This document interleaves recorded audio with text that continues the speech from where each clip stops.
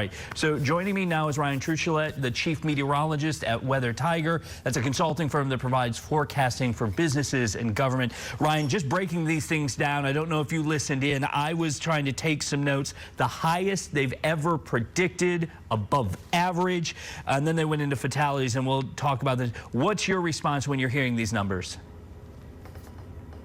Well, it's not surprising because these numbers from NOAA are very much in alignment with the numbers that have been released earlier in the spring from universities and private industry, Colorado State, our own numbers here at WeatherTiger, UK Met Office. Everybody is keying in on the total hurricane activity in the upcoming season likely being around twice what it typically would be in an average hurricane season.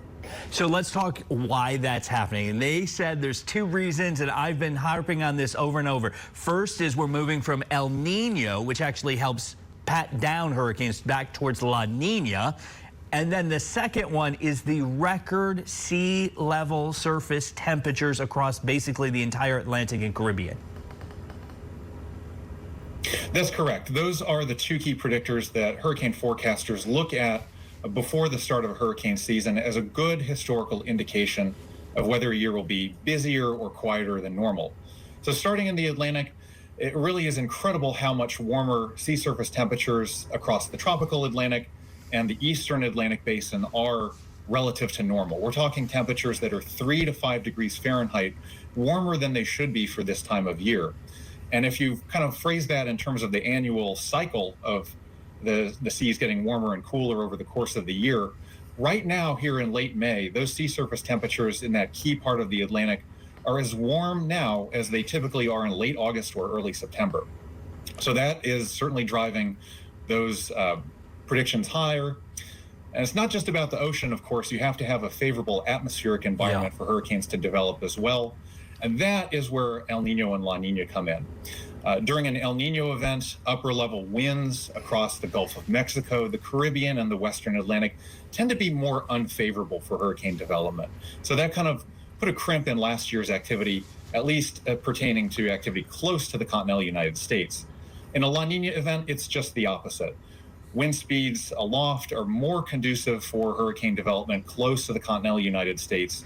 So when we're in a La Nina event, we tend to have about twice or 2.5 times as much U.S. landfall hurricane activity as during an El Nino year.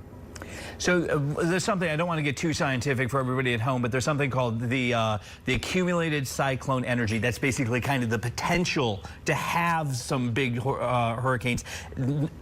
During a year that has a lot of that, it's called ACE. When they have that, we see the most destructive years for hurricanes. And the NOAA said this is going to be the second highest ever for that potential, that ACE potential. How scary is that to hear that coming from NOAA?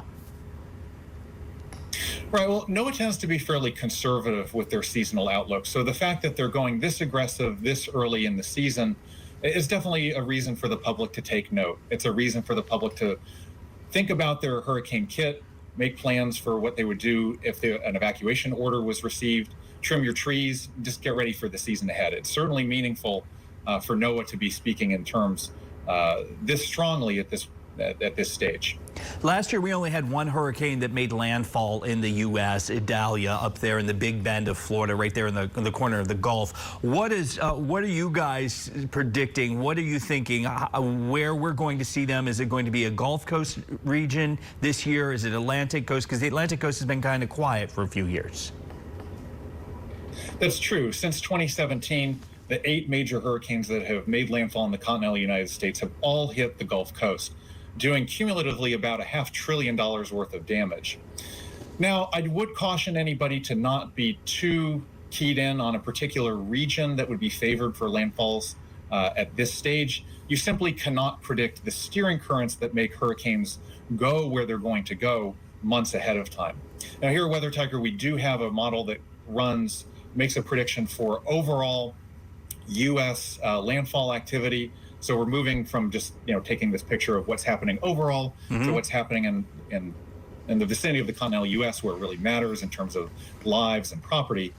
And what we're looking at is certainly a year that's above average for hurricane landfall risk. So I'd say there's about a 70% chance of 2 to 4 continental U.S. hurricane landfalls in the upcoming season, and that's against a historical norm of 1 to 2. So, I would also I wouldn't dial in too heavily on any particular region. Yep. But I would say that overall U.S. landfall risks are certainly elevated as well. Ryan Truchelut from the chief meteorologist there at WeatherTiger, appreciate it. And for everyone viewing at home, I want to say it is not just a landfall issue. That's not where all the danger is. It is inland. Most of the deaths associated with hurricanes are inland from flooding. And from someone who almost drowned during a hurricane a couple years ago, I can tell you, you take it seriously and you evacuate when you need to.